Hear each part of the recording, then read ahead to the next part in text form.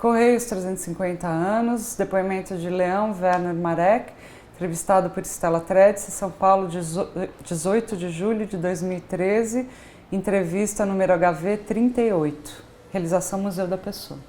Então, queria que o senhor começasse falando do seu nome completo, o local e a data do seu nascimento.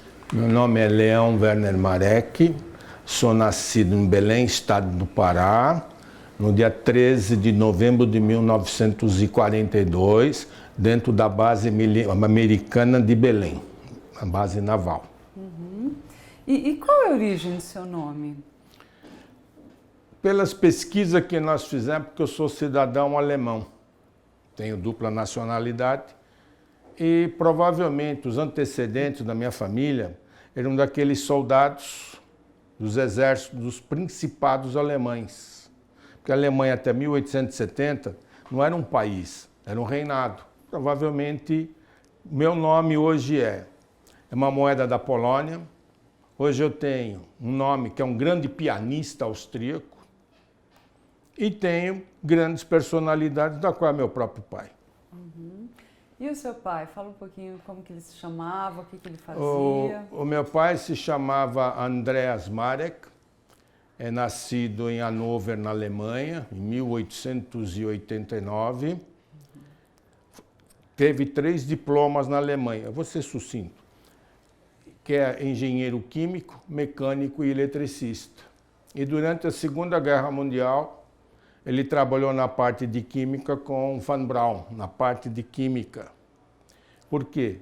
O meu pai sempre foi uma pessoa ligada à Bayer, alemã. E quando ele veio para o Brasil, em 1941, ele começou a trabalhar para a Bayer brasileira. E em 1954, 55, eu não me lembro bem a data, quando começou a Volkswagen do Brasil a montar os carros aqui no Ipiranga, o meu pai, através da Bayer alemã, foi recomendado para que ele fizesse as primeiras borrachas para nacionalizar a Volkswagen brasileira. Uhum. E a sua mãe, como ela se chamava? A senhora, minha mãe, se chamava Edwin Marek, é de uma família importante na Alemanha, também Hannover, porque ela tinha o nome de von. Conhecia 4 idiomas, uma senhora muito prendada, com grande rigidez na educação de nós 3, nós somos em 3 filhos. Ele também lutou muito para ter um sucesso aqui no Brasil, porque temos que lembrar o seguinte, que em 1940 até 1945 havia muita perseguição a estrangeiros, não só alemães, como japoneses e italianos. E como é que eles se conheceram, seus pais? Acredito eu que foi dentro das escolas que eles frequentavam na Alemanha, porque meu pai fazia parte da juventude alemã, não hitlerista. A juventude alemã, porque na Alemanha, pelo que me foi dito por eles, as faculdades e os colégios, na época das férias, saíam em excursões para conhecer a Alemanha, para conhecer museus, conhecer teatros, conhecer pouco divulgado em nosso país. Provavelmente se conheceram no meio disso aqui. Sendo que minha mãe era de elite alemã e meu pai era uma pessoa, um estudante. Quer dizer, houve a princípio, sim, uma pequena incompatibilidade, mas o sucesso trouxe eles para o Brasil. Uhum. E o senhor conheceu seus avós? Lamentavelmente não, porque em virtude de meus pais serem alemães e o Adolf Hitler não permitiu que minha mãe viesse para o Brasil. Então, o meu pai teve liberdade de vir, salvo-conduto, deixo bem claro que não são ascendência judaica, e ficou minha mãe, meu irmão e minha irmã como garantia do governo nazista alemão. Para que meus pais, minha mãe, meu irmão e minha irmã pudessem sair da Alemanha, eles tiveram que doar os seus bens ao partido nazista. Que se há necessidade, teria que buscar documentos onde que prova tudo isso. Então, as propriedades foram transferidas para os respectivos irmãos e irmãs do meu pai e da minha mãe, da qual nós não temos direito a nada, que há um tempo atrás eu consultei, infelizmente não temos nada. Mas enfim, perda de lá, alegria aqui. E como é que o senhor nasceu? Eles foram para Belém e o senhor nasceu em Belém, é isso? A princípio é o seguinte, meu pai não veio para Belém do Pará. Meu pai veio para Carazinho, interior do Rio Grande do Sul, porque ele tem um irmão que tinha uma indústria Marek em Carazinho, indústria de implementos agrícolas. Mas aí, como havia uma base naval americana em Belém, aí ficaram procurando dentro do território nacional uma pessoa que conhecesse isso. Então meu pai se deslocou para lá para trabalhar, porque meu pai entendia de motores estacionários. E os navios americanos e brasileiros que tinham sido afetados por submarinos ou bombardeios, meu pai tinha conhecimento disso. Por isso que eu nasci dentro praticamente da base naval americana de Belém. E daí o senhor cresceu em Belém? Não, com Belém eu fiquei até, eu não posso lhe dizer, porque você sabe, uma família alemã naquela época tinha que sair às vezes correndo. Meu próprio nascimento foi uma epopeia, porque minha mãe teve que pular um muro de 2 metros, sabendo que nós éramos alemães, e lá havia muita perseguição contra italianos, alemães e japoneses. Então, o senhor estava falando que existia perseguição. Então, né? havia perseguição e minha mãe teve que pular um muro para fugir do pessoal que ia depredar e pôr fogo na casa.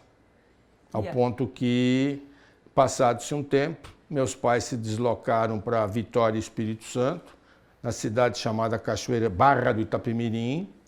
Foi lá então que meu pai começou a ensinar a fazer óleo. Como em Belém do Pará, quem inventou o sabonete Febo foi meu pai. Então, com isso, ele tem uma pessoa muito respeitada na época no próprio território nacional. E nascido lá em Belém, porque provavelmente, penso eu, que minha mãe já deve ter vindo grávida, provavelmente. E eu nasci em Belém do Pará porque meu pai estava a trabalho lá dentro. E então o senhor era bebezinho, obviamente, mas aí vocês foram para Vitória, né? De Vitória para Espírito Santo? Para Espírito Santo, depois de Espírito Santo. De Barra do Itapemirim, aí eu já tinha mais ou menos uns 5, 6 anos de idade. E daí, desse tempo para cá, nós viemos para São Paulo. Meus pais foram morar antigamente se chamasse Alto da Vila Maria. É uma região mais isolada, onde que ali era uma região que não tinha muito preconceito contra estrangeiros. E dali começamos a estudar. Meu pai começou a trabalhar nas indústrias de borracha em São Paulo, a princípio. Não vou citar nome, porque eu acho que não tem necessidade. E uma coisa que tem muito orgulho é que foi quando ele fez esse negócio da Volkswagen brasileira. Só voltando um pouquinho então à sua infância, quando vocês moravam aqui na Vila Maria. O senhor se lembra como é que era a rua, como é que era o bairro? Onde nós morávamos, a princípio, se chamava Estrada da Conceição, no alto da Vila Maria, não vou dizer o número. Hoje, naquele tempo, você tinha 2 casas, o resto era mata, mata, mata. Ao ponto que os terrenos eram grandes, como se fossem pequenos sítiozinhos, de 3 a 4 mil metros quadrados. E aquelas casas grandes, eu me lembro isso perfeitamente, na qual, como estrangeiros, no fundo da casa nós tínhamos nossa horta. A gente plantava tomate, alface, beterraba, cenoura e criávamos cabritos, que nós tínhamos gramado, porque assim, como nós não tínhamos condições de pagar alguém, os próprios animais faziam a ceifa de todo o gramado e aproveitavam o leite das cabras. E criávamos galinha também. Quer dizer, nós tínhamos o nosso autossustento. E como nós éramos uma família muito pobre na época, porque moramos muito longe, na época do inverno, vou dizer uma coisa curiosa, que podem rir dessa entrevista, para poder não sentir frio, a gente punha jornal na cama, esquentava o tijolo, embrulhava em papel, punha um pé dos seus pés, para poder esquentar. E como na época aquela região era de mata, vamos dizer assim, usávamos mosquiteiro, para poder você dormir na paz e sossego. E deixo bem claro que na época não existia chuveiro quente, era chuveiro frio. Então, me lembro muito bem, foi uma época muito boa. Dali eu comecei a estudar aqui embaixo, no bairro de Santana, que era uma viagem, só tinha uma estrada que chegava para lá, a Estrada da Conceição, que te deixava perto da Voluntários da Pátria. Então você passava naquela época pelo penitenciário do Carandiru, era um ônibus que te subia, e de tempo em tempo. E muitas vezes a gente passava vergonha, porque a gente morava no meio do barro, quando chegava em Santana já era tudo asfalto, paralelepípedo, perdão. Então a gente tinha que parar no bebedouro dos carroças, que na época eram puxavam os lixeiros, para a gente lavar o sapato para não aparecer com o barro. Voltando ainda um pouquinho lá para a sua casa, que o senhor passou a sua infância, né? Quem morava então nessa casa que o senhor disse? Morávamos o meu pai, minha mãe, meus 2 irmãos e eu. Uhum. E o senhor se lembra das brincadeiras que o senhor gostava de fazer? Mas brincadeiras nós, como eu disse, praticamente era um pseudo de um sítio. Então nós tínhamos pé de caqui, abacate, manga. Então, às vezes, como não tinha nada que fazer, que eu era moleque muito travesso, eu pegava a manga e jogava na cabeça do meu irmão, da minha irmã. Então gerava-se, quer dizer, era uma briga entre os irmãos, mas uma briga sadia, não uma briga rancorosa. Então chegava ao ponto que a gente brincava, por exemplo, na hora que você fosse dormir, a gente tirava teu tijolo quente para um tijolo gelado, para você sentir. Então, e a gente aprendia, por exemplo, vou falar, por exemplo, você tinha que aprender a brincar com pedaços de madeira, para você inventar que aquilo é um carro, que aquilo é uma carroça. Você tinha que pegar, por exemplo, um pedaço de madeira, pôr no meio das pernas e cavalgando como se fosse, e aí, Zorro! Então, essas brincadeiras para nós eram sadias. Estou falando disso de 1953, 54. Quer dizer, o estado de São Paulo era outro. Quer dizer, nós não tínhamos tanta habitação. Então, era uma cidade tranquila, sossegada. E as escolas da qual eu aprendi, foi para esse colégio de freiras em Santana, até que fiquei um certo tempo, até uma certa idade, acho que 10 ou 11 anos. E daí surgiu uma oportunidade como meu pai trabalhava, disse antes, como engenheiro químico na área de borracha, então surgiu a oportunidade de comprar uma casa no bairro do Belém. Quer dizer, na época se chamava um tipo de um Alphaville hoje. Eram ruas largas, casas que tinham praticamente 4, 5 quartos dentro, um belo de um quintal, garagem fechada, uma entrada exuberante de mármore. Então essa foi a casa que passei a minha segunda infância ali dentro. E que memórias que o senhor tem dessa casa? Já dessa casa, veja bem, eu saí de um lugar que não tinha ninguém na sua volta.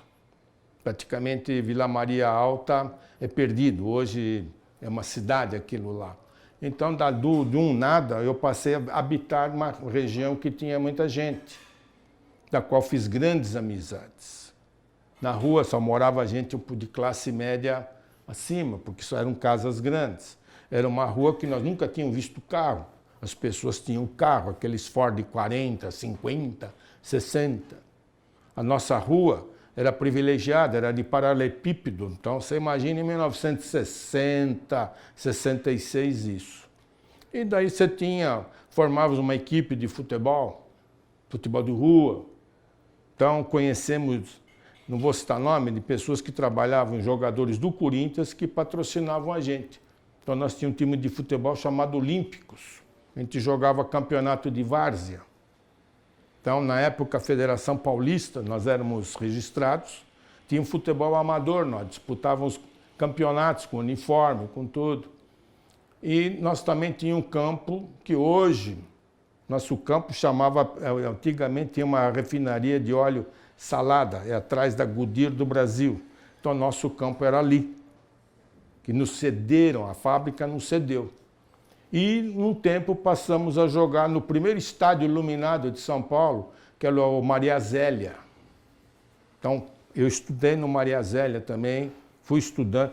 Estudei no Colégio do Carmo também, onde fiz grandes amizades. Poucos, que na nossa época São Paulo era muito longe, uma distância de pessoas.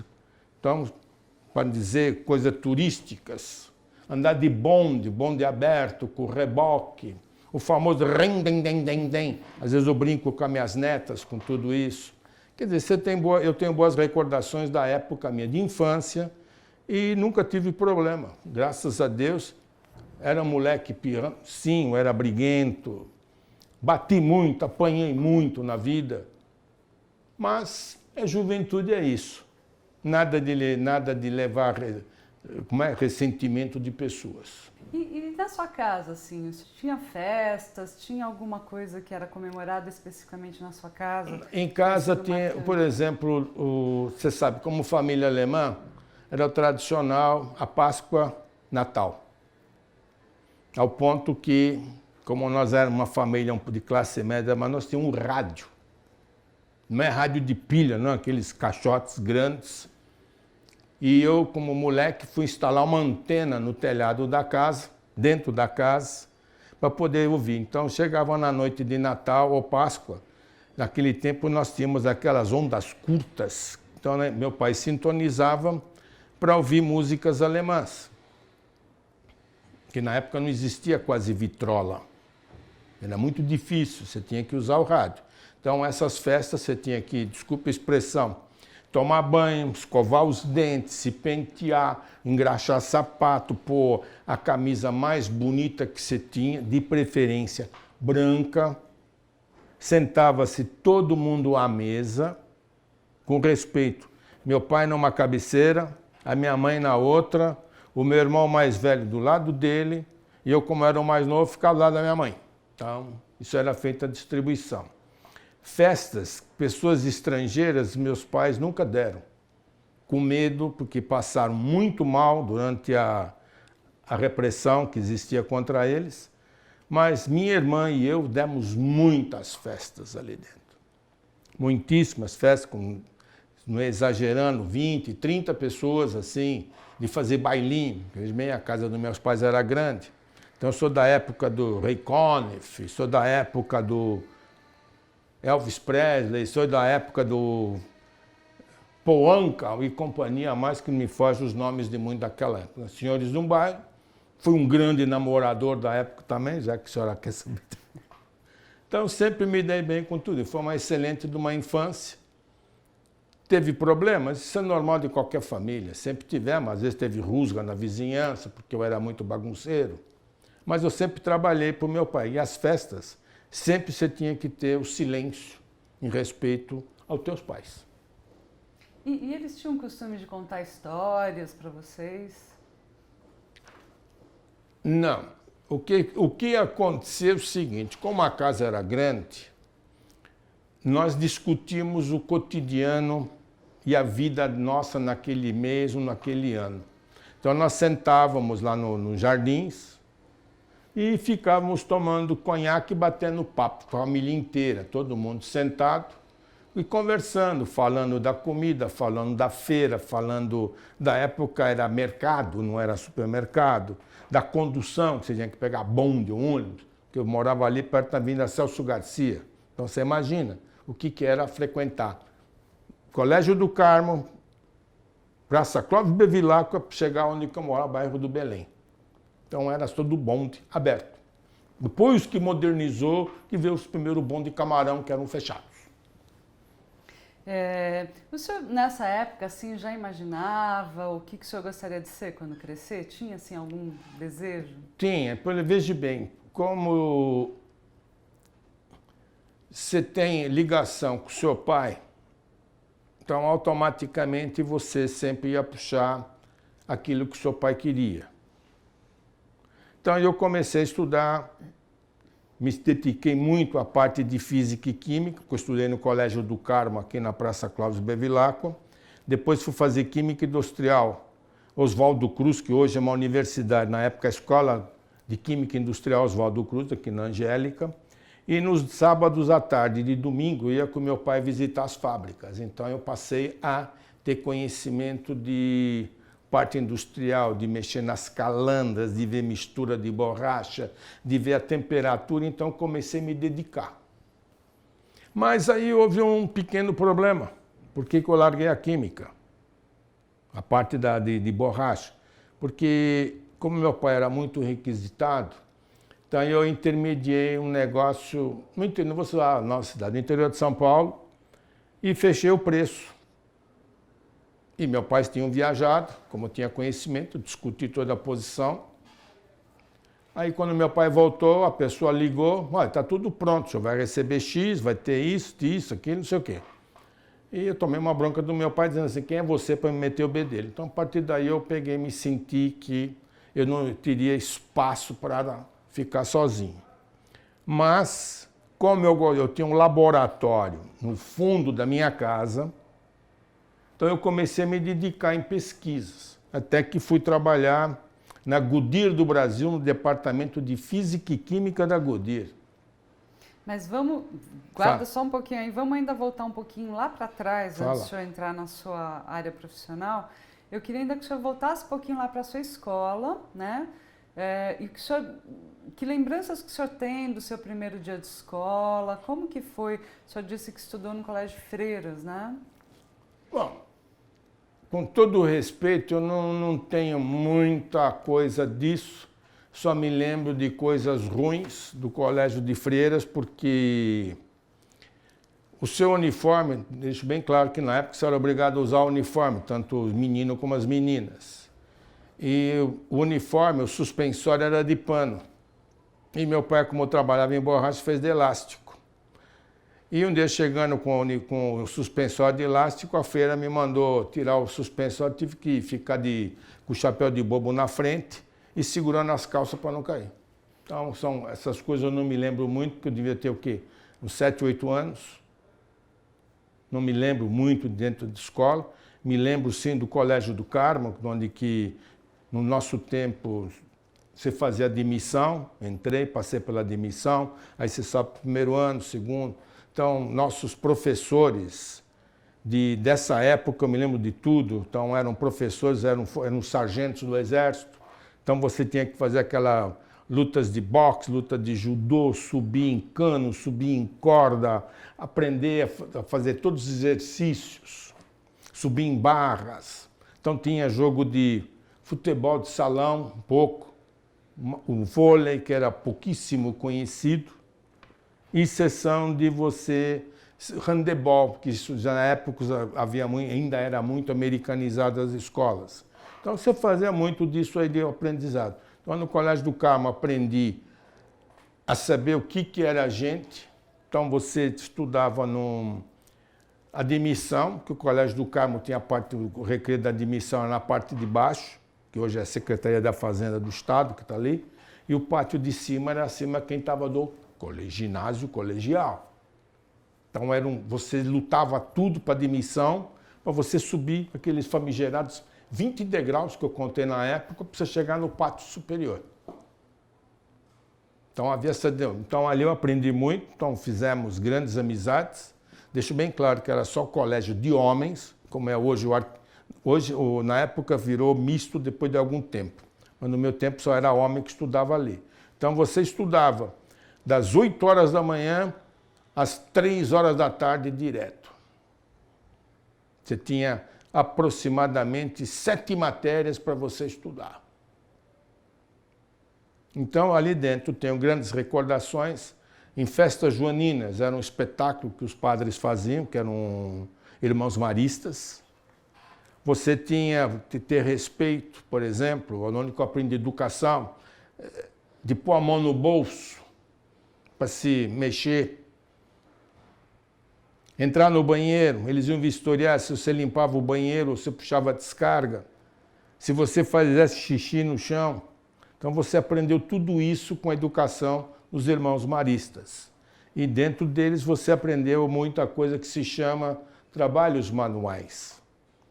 Então hoje, pelo que eu conheço de mapas geográficos do Brasil, foi da época do colégio que eu estudei, no Colégio do Carmo. Então você fazia alto relevo, você fazia a descrição de todos os rios, você sabia a capital de todos, na época, de todos os estados brasileiros, que hoje são mais ou menos 10 a mais do que o meu tempo. Você era obrigado a saber o nome de todos os rios importantes do território nacional e todas as montanhas. Quer dizer, lembro grandes recordações do Colégio do Carmo. E também boas brigas, que também existia, isso é normal, de se formar aquelas panelas. Como eu te disse, eu sou filho de alemão, mas eu sou brasileiro. E o colégio, como era um colégio marista, ali era frequentado pela alta sociedade da região, se chamava Piraquara, Brooklyn, Moema. Então ali era frequentado por isso. E se formou um dia uma panela. Fui beber água, um grupinho pura e simplesmente me jogou debaixo da torneira, molhou a cabeça. É um grupo de 3. Aí eu falei, olhei para eles e falei assim, nunca me esqueço essas palavras. O troco virá. Só que o meu troco foi violento. Quando um foi beber água, eu meti a mão na cabeça dele e quebrou a testa. Então fui chamado à diretoria do colégio. Como eu digo, eu sou filho de alemão, falava alemão fluente na época. E o diretor, o padre Miguel, era alemão também. Então nós entramos em contato. Eu disse com ele o seguinte, o senhor aceita que 3 venham bater em mim? Apanhei. Só que eu disse a eles, eu pego um por um. E peguei. Só que, infelizmente, esse foi um pouquinho mais... Foi ele que mais me judiou, ele também foi judiado. O reitor falou o seguinte, então você não se incomoda? Você vai embora hoje, amanhã você volta normalmente, mas eu vou chamar os 3. Então, as aulas de geografia, por exemplo, do colégio, se aprendeu muito. Desenho geométrico, de você pegar uma peça aqui e jogar a tantos graus, tudo isso aprendi. Caligrafia, você aprendeu a fazer caligrafia. Uma coisa que eu até hoje eu sinto mal das nossas escolas, porque na época de setembro e novembro você cantava o hino nacional antes de entrar e na época de novembro o hino à bandeira nacional. Então, hoje eu sei, quer dizer, esqueci muitas coisas porque não mais se usa. Então eu tenho essas grandes recordações de festas dentro do próprio colégio. As quermesses realizadas, as excursões que eram realizadas, as competições entre os alunos, que toda a classe tinha os 10 mais. Então você tinha uma competição entre nós, sadia. Por que você tem 10, eu só tirei 9,5? Ou eu tirei 5, por quê? Então você tinha que ler, estudar 7 matérias, minha gente. O senhor falou então que o senhor era um grande namorador, né? Qual foi o seu primeiro namoro, o senhor se lembra? O primeiro namoro foi uma vizinha de rua. Mas, como você tem uma época, não vou citar o nome dela, hoje ela é casada, tem filhos, por questões de ética e respeito, eu não dei continuidade no namoro porque eu tinha muita amizade com a família. É como se eles fossem, desculpe a expressão, a minha segunda família. Então tinha conhecimento dos pais, das outras irmãs e muita amizade com o irmão que estudou comigo no Colégio do Carmo. E o próprio irmão dizia, pô, minha irmã gosta de você. Eu falei, olha, provavelmente se der algum problema com a sua irmã, nós não vamos ter mais essa amizade. Então eu preferi, desculpe, podem me chamar do que vocês quiserem, mas eu preferi abdicar o namoro com ela e ter amizade com a família que se deu até uns 20 anos atrás. Certo. Aí o senhor estava contando então que o senhor começou a visitar as fábricas com o seu pai, enfim. Como é que se deu a ideia de o senhor começar a entrar no mercado de trabalho? Quando o meu pai me viu que eu estava estudando Química Industrial, então ele perguntou se eu tinha vontade. Tudo bem. Então ele falou, você vai comigo, você vai conhecer a praticidade da química industrial. Eu sempre gostei tanto da parte teórica, mas eu sempre queria ver como é que funcionava a prática. Como é que funcionava para fazer borracha, como é que funcionava a borracha ficar rígida, como é que se punha a faixa branca daquela época dos pneus, que era só gente de dinheiro que tinha faixa branca. Então meu pai me falou, você quer ir junto? Eu ia com meu pai. Então, chegava de sábado à tarde, meu pai, como era um consultor químico da parte de borracha, eu ia com ele nas indústrias. Então, ele me levava comigo, ele ia lá para dentro, eu acompanhava meu pai, então, ia fazendo todas essas coisas aí. E em que momento surgiu a filateria na sua família, que o seu pai se interessou? A filatelia surgiu pelo seguinte, O meu irmão queria fazer engenharia, mas naquele bom tempo, para você entrar numa ITA, ou no Mackenzie, ou na Poli, você tinha que ser gênio. Meu irmão era um excelente estudante. Passava nas provas um tipo do vestibularzinho da própria faculdade. Não é hoje que você faz para tudo isso aí. Então ele tirava 7, 7,5. Então, mas tinha gente que naquela época se tinha classes de 30, 35 estudantes que entravam para a Poli ou para o Mackenzie, para essas universidades. Então ele passou a saber, já aprendendo no Colégio do Carmo, que ele estudou lá também, que ele comprava selo e ia vendendo selo. Então ele pagou os estudos com selo. E ele largou a parte de estudo, começou a ser um maleiro. No tempo se chamava mascate, não é isso? Então ele frequentava agências do correio, viajava para vender selo pelo interior afora, e ele trazia selos para lavar. Lavar? Como assim lavar? Não, porque você comprava sacos de selo, por exemplo, do Instituto Verbo Divino, aí de Santo Amaro, dessas instituições católicas, ele comprava e os selos vinham em cima de correspondência, não é verdade? Do envelope. Então você lavava aquilo, ou seja, soltava o selo do papel, do envelope. E eu comecei a brincar com isso aí. Quantos anos o senhor tinha? 18.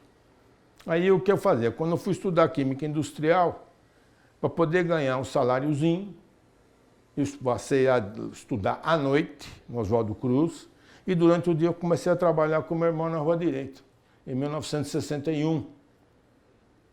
Portanto, a nossa empresa é desde 1961. E aí comecei a gostar de tudo isso. Então eu trabalhava durante o dia e à noite ia estudar Química Industrial. Aí passou-se um tempo, como eu estava estudando Química, eu fui para a Goodyear do Brasil, como disse anteriormente, na parte Química e Física. Então esse foi o seu primeiro emprego, trabalho mesmo? Trabalho mesmo foi. O primeiro emprego, trabalho foi meu irmão e depois eu passei para a Química Industrial. Aí, como houve problema, que naquele tempo se chamava... depois de 10 anos, você passa a ser funcionário fixo da empresa. Você não podia ser mais mandado embora. Ao ponto que a gente brincava, você recebia uma fichinha na testa, como dizendo assim, pertence à Goodyear do Brasil. Como eu sabia inglês e alemão, nas horas eu trabalhei na Goodyear, no departamento de Física e Química, no laboratório, aqui na Rua dos Prazeres, bairro do Belém. E nas horas do almoço, em vez de eu ir para minha casa, eu almoçava junto com os peão de fábrica, porque eu era funcionário ficha azul, ou seja, eu tinha direito no almoço do restaurante dos diretores e dos químicos da Goodyear do Brasil. Mas como eu queria aprender o chão de fábrica, como se diz, eu fui almoçar lá com os peão. Aí você passa a aprender a vida real do que é o que a escola te ensina com a praticidade da sua vida. Então eu passei a frequentar. Aí eu comecei a ter conhecimento das coisas. Então, ver gasolina, por exemplo, em uma estufa de 2.500 graus de queimar o amido, como eles falam, rayon. Eu não sabia disso, a escola só falava. Então você foi aprendendo, até que um belo dia, um diretor, cujo nome era Mr. William, que era o diretor da área física, me convidou para sair do departamento de laboratório para entrar na parte de física, que era para fazer a resistência dos pneus. Então, já naquela época, em 1970, já fazíamos resistência dos pneus para aquelas ruas nossas excelentes, esburacadas, com um monte de coisa, então passei a fazer nisso. Aí eu caí na graça de um espanhol, que era o departamento de compras. Por quê? Na hora do almoço, em vez de eu ir dormir ou ir para o bar da esquina, eu ia para a biblioteca da Goodyear do Brasil. Como lá estava à disposição livros, cuja sede da Goodyear em Akron, nos Estados Unidos, eu ficava lendo os livros. Então, o que é uma balança eletrolítica? Você ouvia falar isso, um departamento de química da Oswaldo Cruz. Até que um dia eu peguei, com muito cara de pau, desculpa a expressão, me informei, de onde que é a Bíblia? Onde que fica essa balança? Não, ela está fechada num lugar, não pode entrar vento, os pesos são 0, 0, 0, quer dizer, se você respirar, a balança vai mexer. Então, o que eu fiz? E aí, fazendo isso na hora do almoço. Até que um dia, Mr. William entrou na biblioteca e me viu. Então, ele falou, o que você está fazendo aqui? Eu falei, não, estou aprendendo, estou mexendo aqui na balança eletrolítica, porque meu chefe não me permite, então eu queria aprender tudo isso. Aí ele falou, bom, a partir de hoje, então, você vai entrar na parte física e química da Goodyear do Brasil. Você passa a ser responsável por todos os produtos importados que vinham dos Estados Unidos. Fazer teste de gasolina, teste de rayon, teste de latex. Então, você comprava teste nas carretas, que você comprava os pneus velhos, as câmaras de ar, perdão, velhas, você tinha que saber distinguir. Então, houve um pequeno contratempo. Você conhece a palavra suborno? Ganhar por baixo do pano? Então, meu chefe era isso. Só que, infelizmente, vaidade ou não, você quer crescer na vida. Então, eu peguei, fui examinar aquele dia, o meu chefe, Mr. William, me mandou eu vistoriar um caminhão de 20 metros de comprimento, aquelas carretas antigas, Fenemê. Aí eu fui mexer com tudo. Como o meu chefe me disse, cuidado, em cima está bonito, embaixo está uma porcaria. Então, peguei e revirei o caminhão. Aí peguei e liguei para o meu chefe. Não aceito o caminhão por causa disso, disso, disso. O senhor fez isso? Fez. Então assina o documento e manda embora o caminhão. Aí meu chefe não concordou. Primeira briga entre eu e meu chefe de laboratório. Não vou citar o nome dele. E a segunda, que houve problema, que você sabe, você quando trabalha numa empresa dessa, numa área mais importante, você não tem hora fixa de trabalhar, certo? Sábado, domingo, feriado, madrugada, tudo mais. Aí num domingo me chama às 5h30 da manhã para ir na fábrica, porque aí os meninos não vieram, que seriam colegas meus de profissão. Assumi. E quando foi assumir, eu tive que parar toda a produção de borracha da Goodyear do Brasil. Mas como a Goodyear tem um chefe, você tem o chefe pequeno e o chefe grandão. Por hierarquia, você procura quem? O chefe pequeno. E na época, você tinha PBX, palavra bonita hoje, né? Antigamente era espetáculo. Não consegui localizar meu chefe. O que você faz? Eu, um estudante, parando uma indústria, fui ligar para o chefe superior, um senhor americano, cujo apelido dele era carniceiro, Mr. Margaret. Ele pegou, comuniquei a ele. Cadê teu chefe? Eu falei, não achei. O senhor prova? Provo. Peguei e liguei, tá aqui, liguei para os portões, 1, 2, 3, 4, para todo mundo, com a telefonista tal, tal, tal. Resultado, houve um pequeno entreveiro, e o terceiro entreveiro, na qual eu tive que... Só para a gente voltar um pouquinho para os selos, mas aí você continuou trabalhando em paralelo? Não, aí eu parei, aí eu parei, quando teve esse entreveiro com o meu chefe na Goodyear, aí eu voltei a trabalhar com o meu irmão. Você não continuou? Continuou. Aí eu passei a ser sócio do meu irmão em 1961. Aqui na filatelia? Na filatelia. Na filatelia, uma loja comercial na Rua Direita. Como que era essa loja? Já tinha clientela na época? Não, a loja era o seguinte, quando nós fundamos a loja, antigamente, vocês podem cortar, era lojas Bambini, pequena por fora e grande por dentro. Então, como nós não tínhamos muito dinheiro para pagar aluguel, nós alugamos onde que morava o zelador, que o prédio de residencial virou comercial, então nós pegamos a parte do zelador. Ou seja, o prédio ia até o 10º andar, nós estávamos no 11º. Então você tinha que subir um lance de escada. Um balcão pequeno, como ele já tinha conhecimento e eu passei a adquirir, então ele começou a viajar, e eu fiquei tomando conta da loja. Até então, como já tinha conhecimento de pouco de selo, comecei a adquirir mais ainda. Facilidade por quê? Como eu leio inglês, francês e alemão, Então você vai começando a aprender muito com isso. Aí nós ficamos sócios, trabalhamos juntos, viajávamos juntos, sendo que trabalhamos lá em cima, aí ganhamos um bom dinheiro, aí nós compramos sala neste prédio aqui, que era no primeiro andar, cuja frente, se a senhora sair daqui e vê a vitrine, o vidro que está lá, era a nossa sala ali. E como que era nessa época? Quer dizer, o uso das cartas, como que era muito mais frequente? As cartas, veja bem, só tinha duas coisas de comunicação no seu tempo, no nosso tempo. Primeiro se chamava telegrama, o segundo, raro, telefone, e o terceiro, o mais importante de tudo, que era a correspondência dos Correios do Brasil, cuja sede nem te usava era aqui embaixo na Praça Anhangabaú, que se chamava Praça do Correio, que passava bonde, ônibus, tudo mais. Então, ali existia uma agência filatélica dos Correios. Como nós éramos pessoas conhecidas, então nós éramos bem tratados na área da filateria dentro dos Correios de São Paulo. Então você tinha um grande privilégio lá dentro.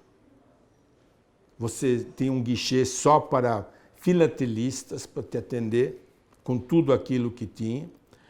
Pasmem, naquela época era fichão, eles tinham controle. Hoje, pelo computador, o correio está um zero à esquerda. Desculpe a honestidade. Como assim era um fichão? A tesouraria marcava, por exemplo, o selo do Pelé, tem tantos. Selo da Esther Bueno, tem tanto. Entende? Então havia um controle. Por quê? A Casa da Moeda mandava que era no Rio de Janeiro, deixo claro, mandava para as grandes capitais e sabia quantos selos estavam chegando aqui e quanto se vendia. E com isso nós tínhamos um acesso lá dentro. Éramos muito bem tratados. E com isso a gente usava muita correspondência do correio. Tudo era feito por correspondência. Na época só tinha o quê? A carta registrada e a carta expressa. E você tinha distinção de carta normal, terrestre e carta aérea. E para mandar para o exterior você tinha a postagem marítima, estou falando da década de 60, 70, e você tinha a postagem avião.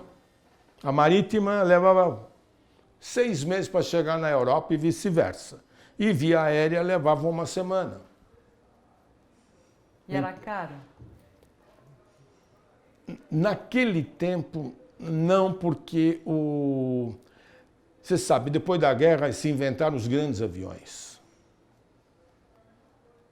Lembra dos bombardeios que foram feitos? Então você tinha grandes aviões, que, por exemplo, eu sou da época da Pioneer do Brasil, aqueles quadrimotores chiques. Então eles carregavam a correspondência para o outro lado do mundo. E as pessoas tinham o costume de usar serviço de encomendas, de mandar objetos também? Você usava muito o correio, mas na época o correio começou a impor certas condições que não podia pegar peso X, demorava muito. Veja bem, o correio usava quase que 70% de sua correspondência era por caminhões. Então você imagina, década de 60 e 70, você de São Paulo a Rio, você levava 7 horas de estrada. Esquece Dutra de hoje. Era uma estradinha, ida e de volta, não era uma pista. Então, o que acontecia? Então, você usava, para grandes cargas, você usava as empresas aéreas. Então, nós tínhamos um tipo de um contrato que, naquela época, se chamava Varig. Você telefonava, eram caixas de 10, 15 quilos, eles iam te buscar no teu escritório, você pagava mais, deixo bem claro, e mandava embora. Você pagava por cubagem. E o correio, naquela época, eu devo entender, porque eles deviam contratar o Serviço Aéreo Nacional, que funciona de noite, é o Correio Aéreo Nacional, então aquilo era mais complicado. A Varig não. Ela já tinha no aeroporto do Rio de Janeiro, não existia Galeão, era o Santos Dumont, então ele já tinha uma perua que levava para a central e distribuía. Então se usava, para carga pesada, se usava, para dentro do território nacional, a gente usava a Varig, que foi a primeira empresa aérea que se expandiu aqui. O restante, dos 70%, era Correio do Brasil.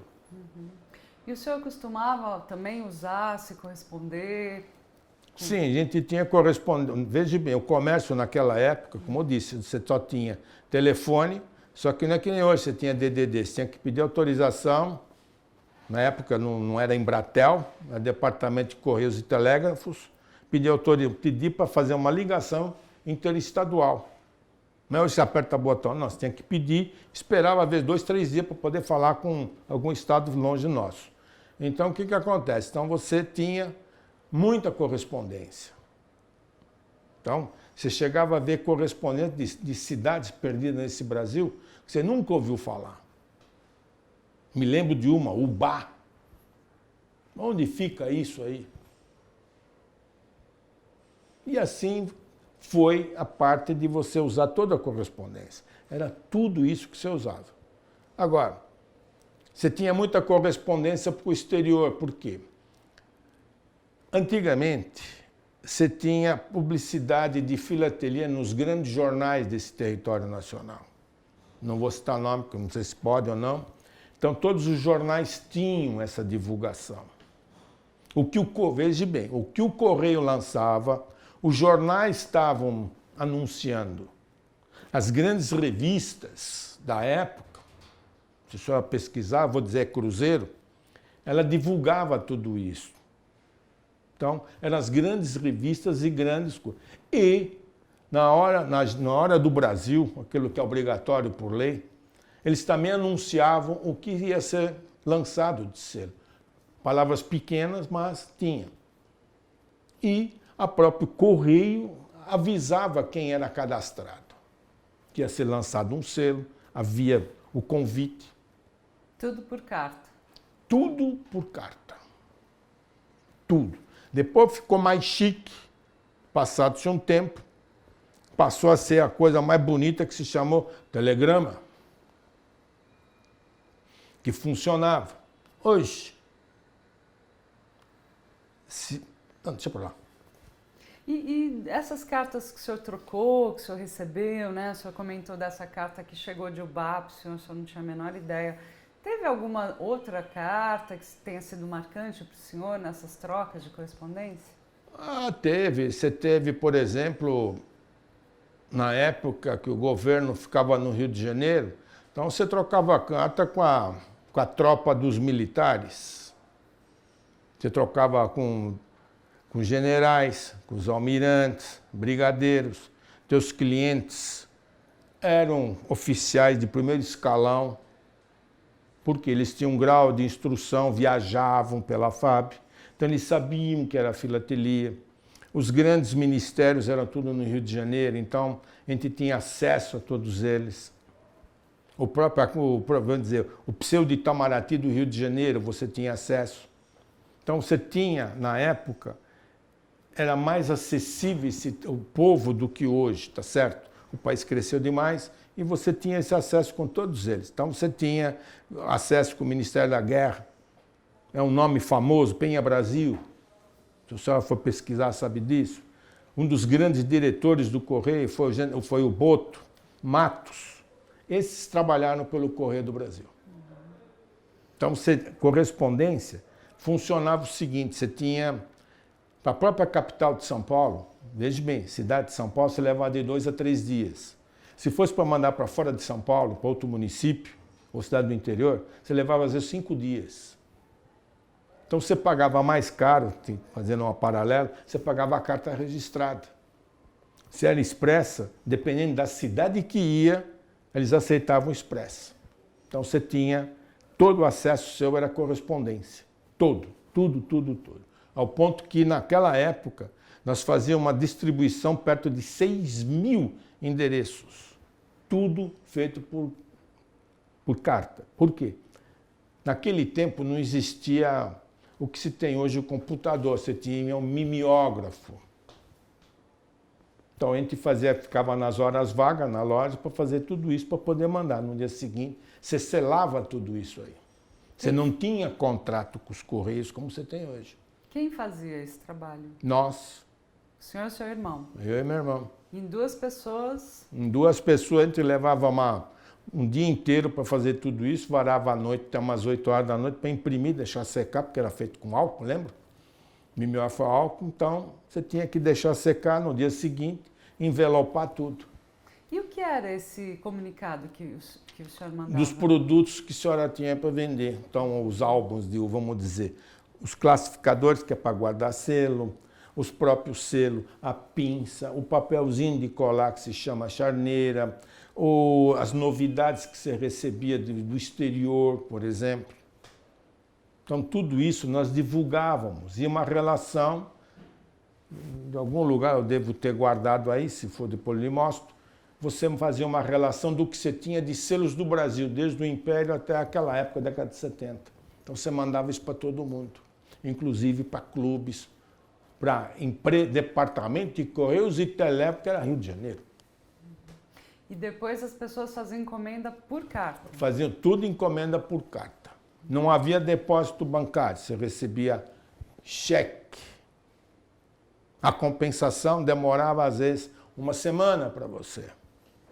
Então você recebia cheques de todos os lugares desse país. E vocês mandavam como a correspondência? Mandava o pedido mediante, que é a nossa profissão, de sem vergonhice só existe 3, 4% de calotes no nosso mercado.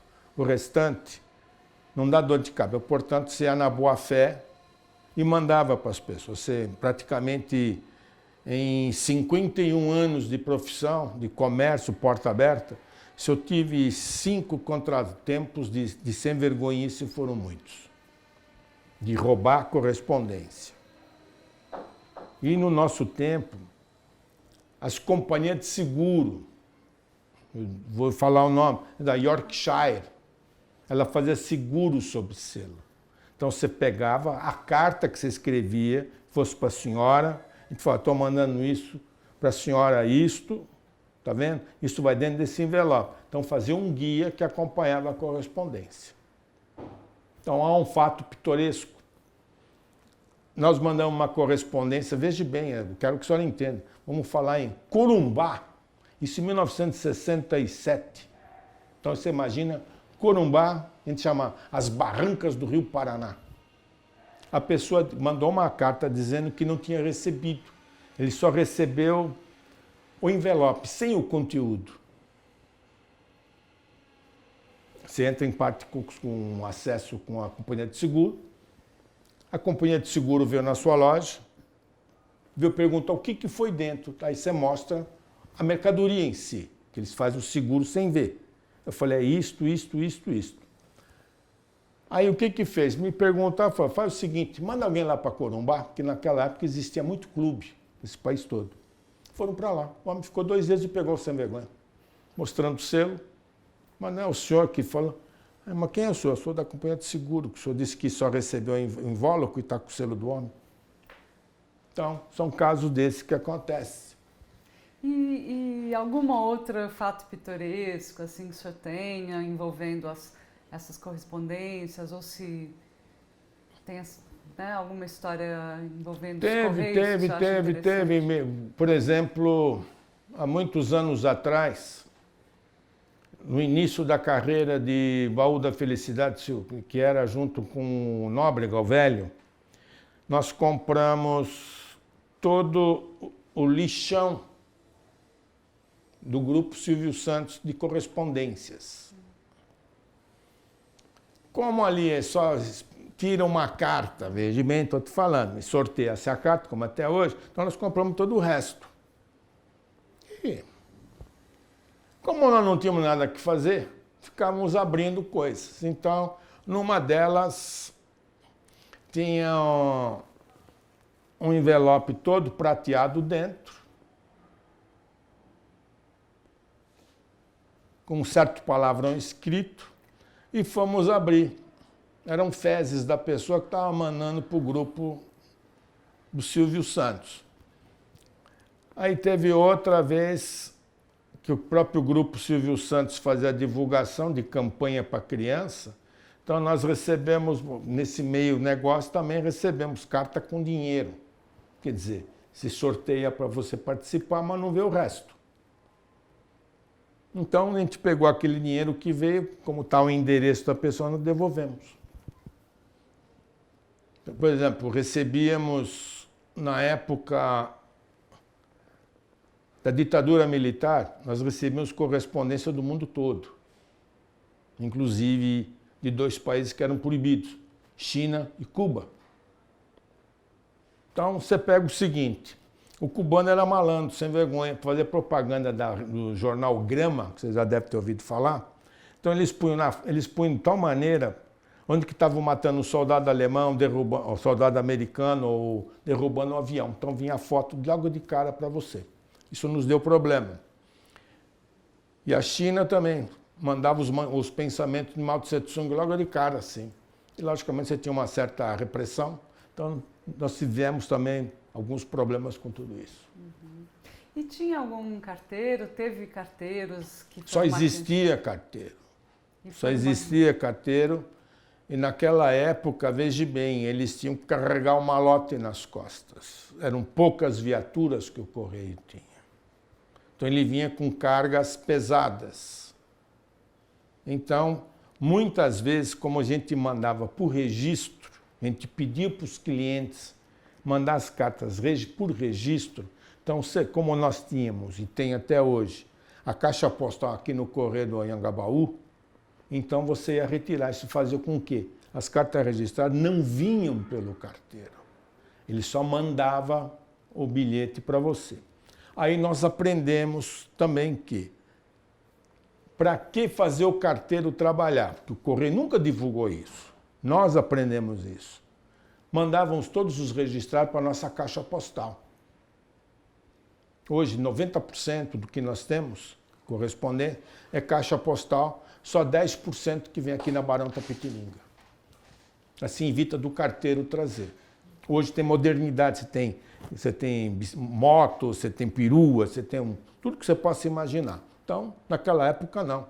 Era só o carteiro que fazia. E ele não vinha todo dia também. Mas vocês tinham algum contato, assim? Sim, porque como a gente recebia um volume muito grande de carta e despacha muito volume, então o nosso nome passou a ser conhecido dentro dos Correios do Estado de São Paulo. Como algumas cidades fora de São Paulo, por exemplo, Bahia passamos a ser conhecido, Rio de Janeiro, Minas Gerais, BH, Porto Alegre, Curitiba. Porque nós temos um grande volume de correspondências naquele tempo. E hoje, como que é? Bom, hoje, você aperta o botão, manda mensagem, daqui a meia hora eu depositei, então você não tem mais, desculpe, o calor humano de escrever uma correspondência, entende? Ou é fax, ou telefone. Então hoje você tem as 4 maneiras de vender sem você escrever muita carta. Então hoje o volume de carta diminuiu, mas eu ainda, quando eu faço a minha propaganda, eu mando 3.500 correspondências, tudo por carta. Apesar de eu ter contrato com os Correios, sempre selo com as últimas emissões que têm saído das minhas cartas. Porque eu acho o seguinte, eu como comerciante tenho que divulgar o meu produto que eu vendo. Em paralelo ao Correio, que nada disso faz. Desculpe, estou falando, pode falar, eu confirmo. Quer dizer, o senhor usa a correspondência justamente para usar o selo. Sim. O selo não foi feito para ser circulado? Então, por exemplo, não sei se vou me adiantar o que você vai perguntar, mas é o seguinte, por exemplo, eu estava mostrando o selo do Corinthians. Então, na época, quando eu levei isso a Brasília, que eu fiz parte da Comissão Nacional de Filatelia, o Brasil nunca fez selo de valor de 8,30. Sabe aquelas porcariadas de 0,70, 1,20. Então, os envelopes não cabiam. O que acontecia? O Correio inventou um negócio chamado SARA. Você paga por registro. Você não põe. Ele põe lá que você põe uma etiquetinha, diz que você pagou tanto e vai embora. Eu sou contra isso. Então, o que eu fiz? Eu consegui que o Correio, através de muitas brigas lá em cima em Brasília, fazer selos de valores mais elevados. Então, com isso, eu usei muito selo de tecido do Corinthians para fora do país. para a Europa em geral, América do Norte e América do Sul. Então isso falta para o Correio. Apesar dos seus 350 anos, minha opinião, decaiu em muito. Falta de conhecimento de venda e marketing, de diretoria dos Correios. Pois eu lhe falo por quê. E hoje... Você pode só tirar um pouquinho mais... Isso, perfeito, em direção a... Que a gente vai juntando a bunda aqui também, né? Imagina, não tem problema. Vamos lá. Só voltando um pouquinho então aqui ao seu negócio, né? Queria que você falasse um pouquinho qual a estimativa de quantos selos que o senhor tem hoje em dia? Olha, dizer para a senhora exatamente quantos eu tenho é difícil, mas acredito eu que eu deva ter perto de 1 milhão e 1,5 milhão de selos aqui dentro dessa loja, porque os gaveteiros é repleto de selos, aqueles armários são repletos de selos, os álbuns são repletos de selos. Então eu sou uma verdadeira casa comercial. Continuo vivendo disso. É um ambiente sadio, apesar de você ter contratempo em qualquer profissão, qualquer comércio. Eu dei, através dos selos, tudo que eu pude dar para os meus filhos.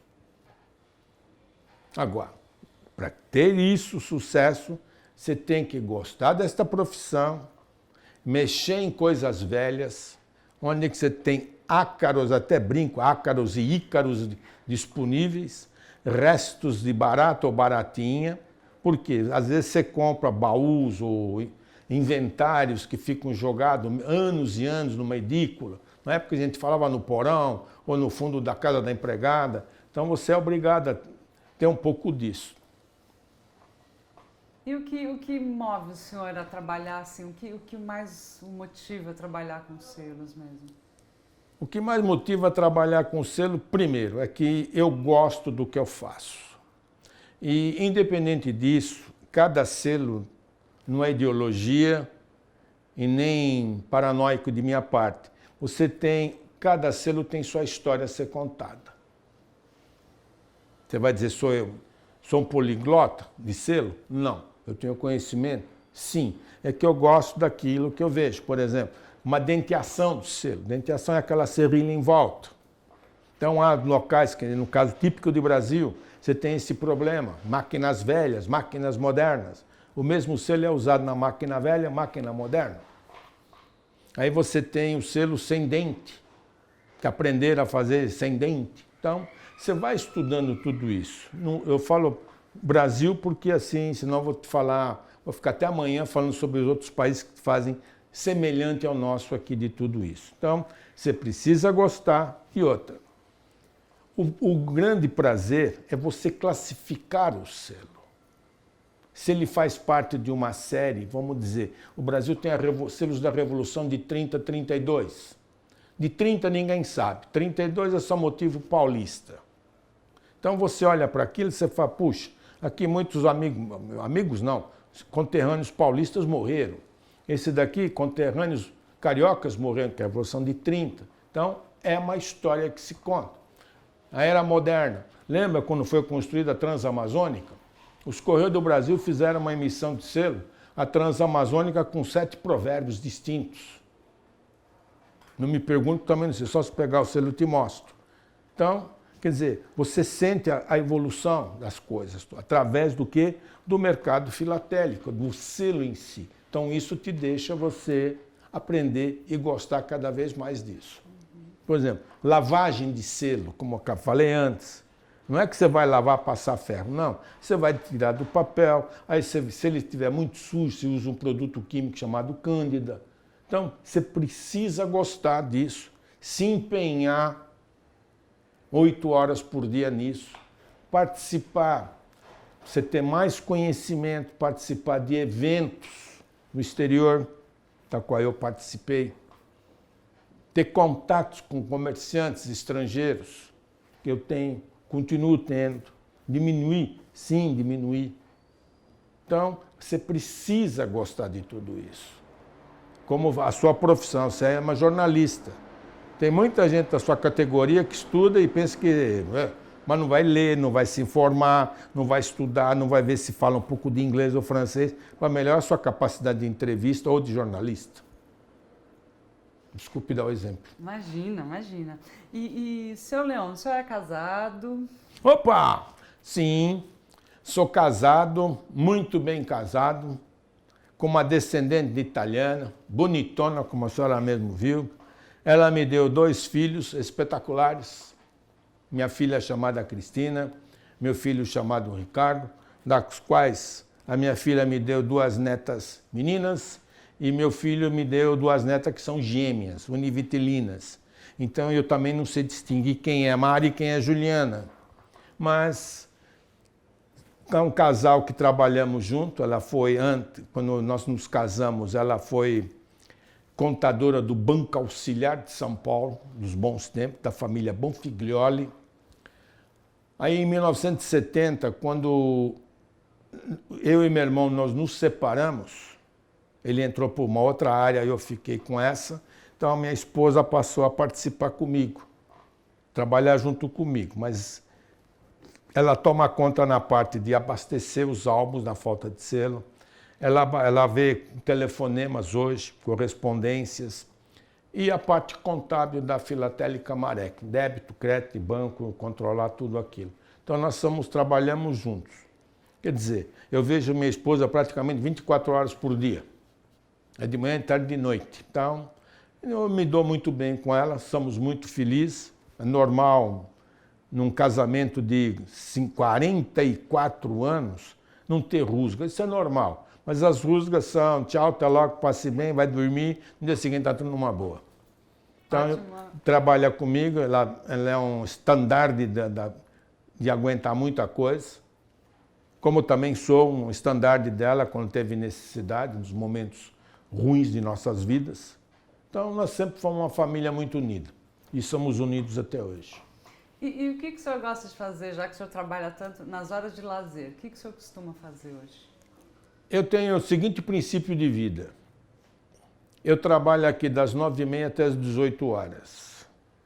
A partir do momento que eu fecho a porta aqui, eu desligo da minha profissão.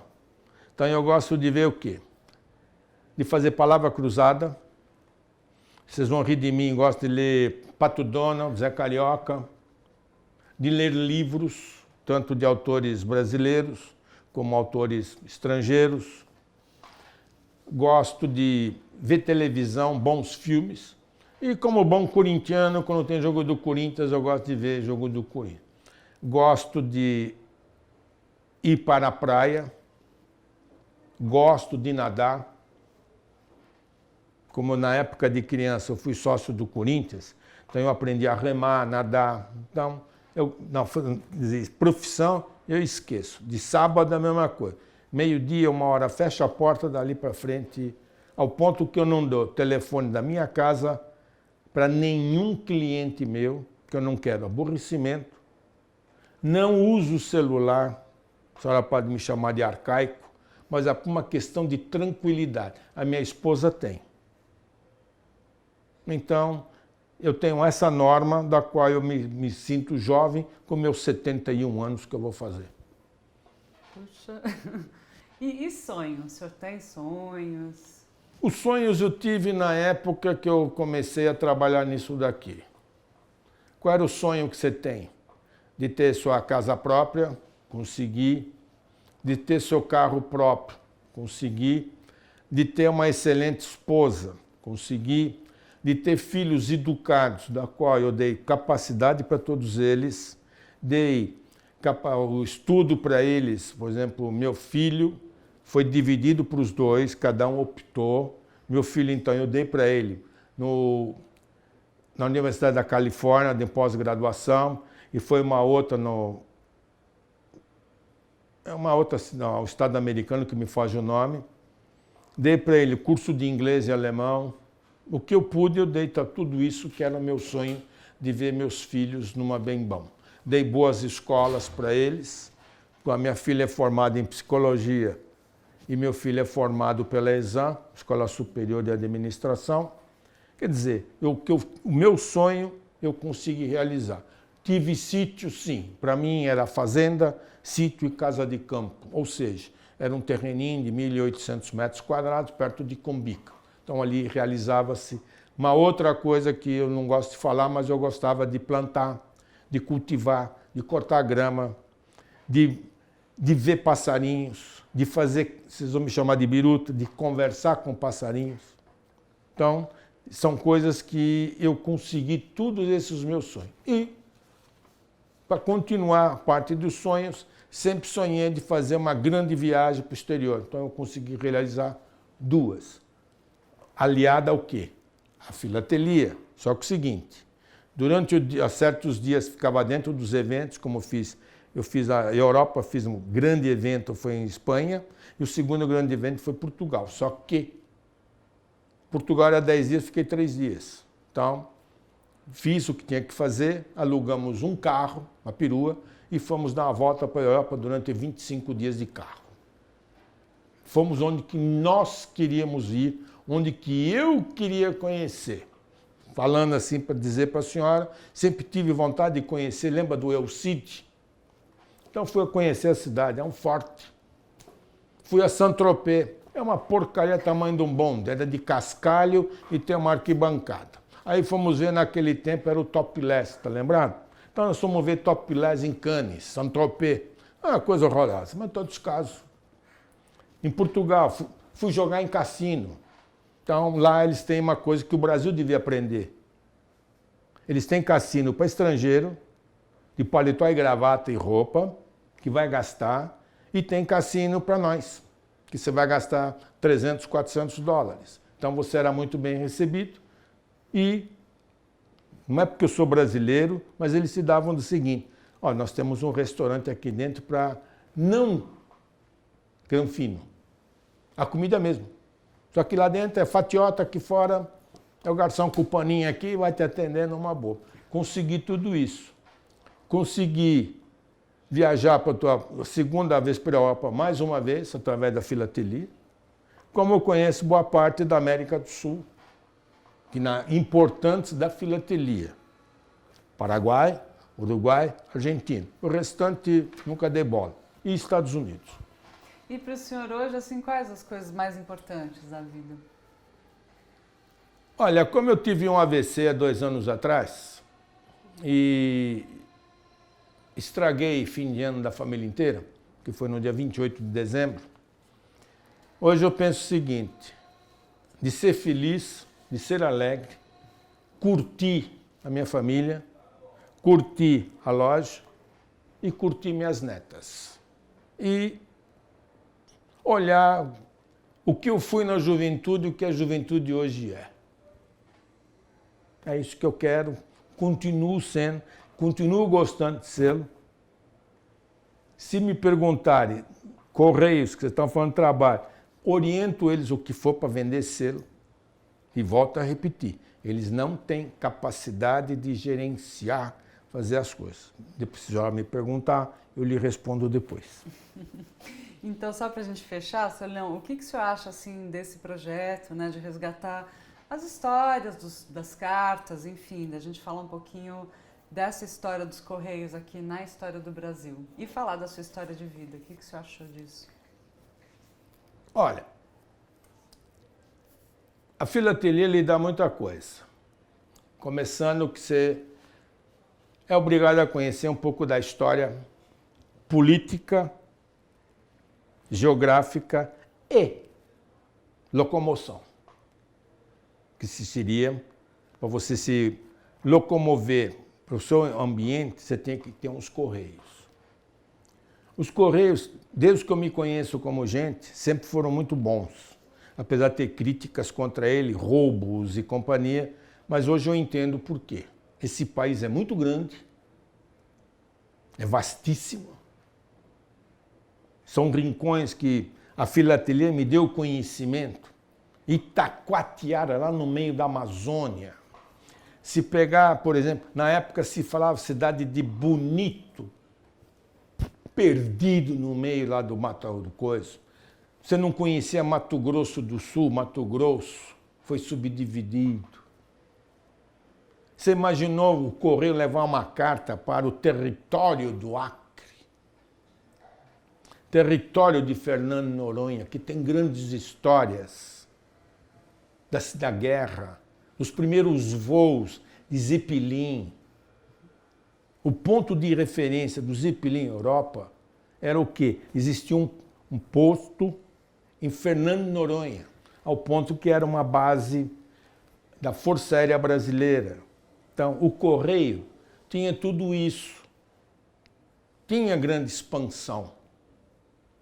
Havia trabalho vamos dizer, de concernimento do funcionário dos Correios. Agora, através dos próprios Correios, o Brasil evoluiu muito. Não se esqueça, através do Correio, o projeto Rondon sempre deu resultado.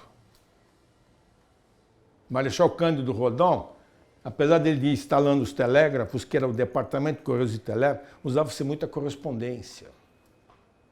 A Revolução de 30, 32, quem é que fazia funcionar?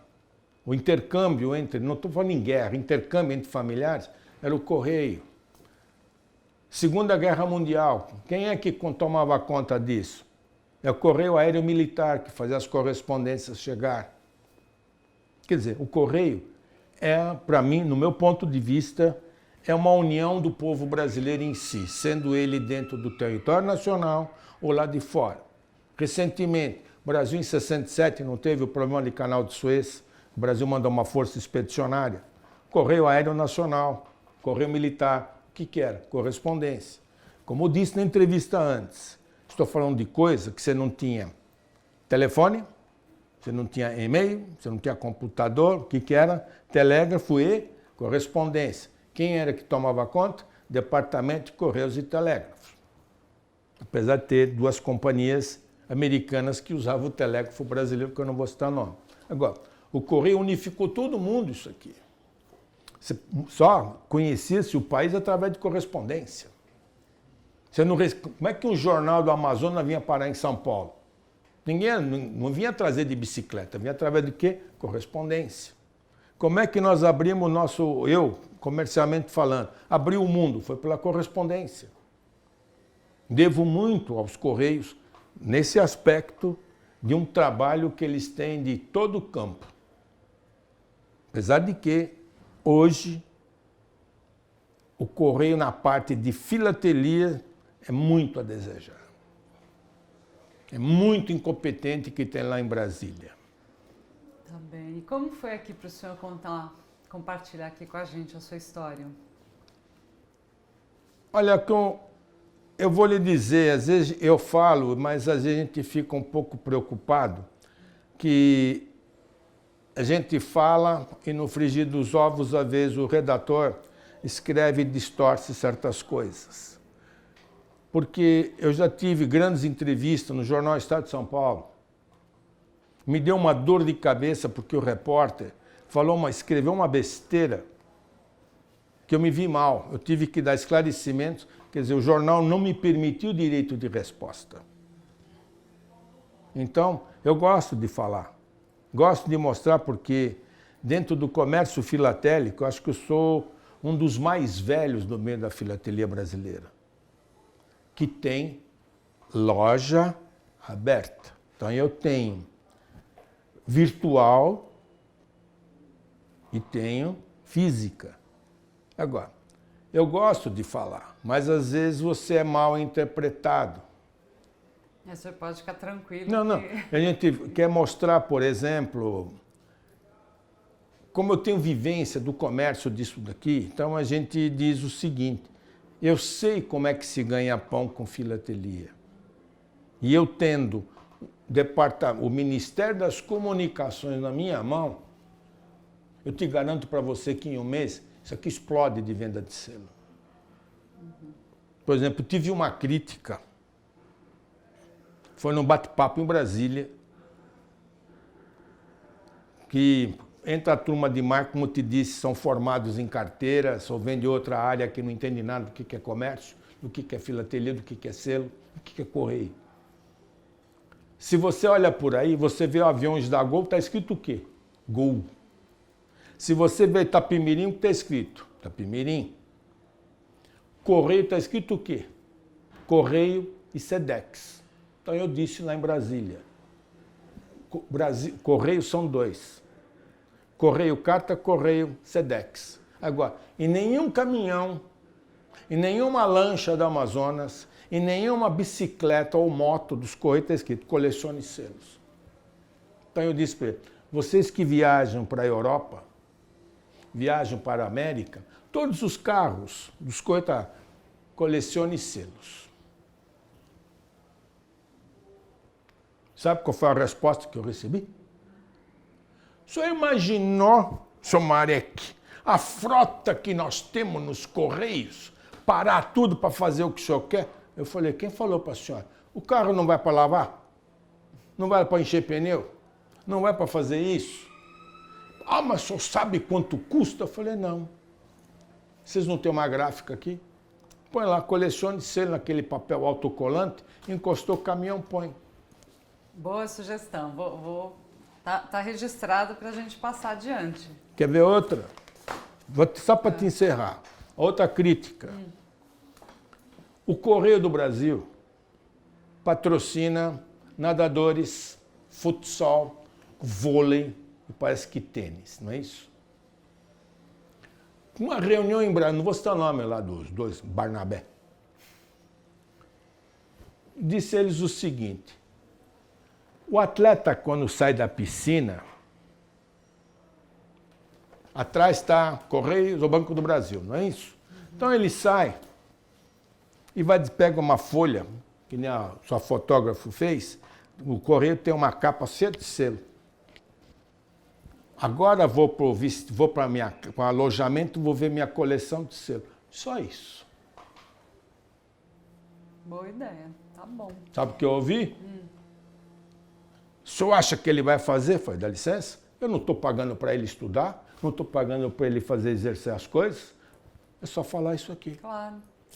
Bom, foi Acabou. Um prazer bastante grande ouvir sua história. Muito obrigada pela sua participação, tá bom? Espero que tenha gostado. Nossa, não.